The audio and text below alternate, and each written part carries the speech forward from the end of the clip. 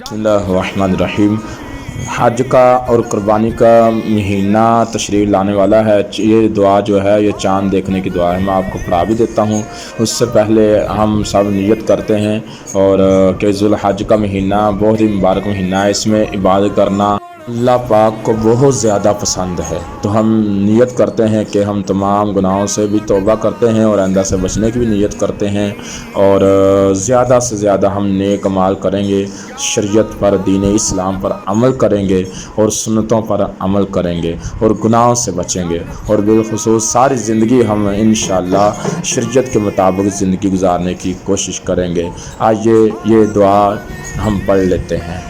اللہم اہلہ علینا بالامن والایمان والسلامتی والاسلام، ربی و ربک اللہ۔ قدر من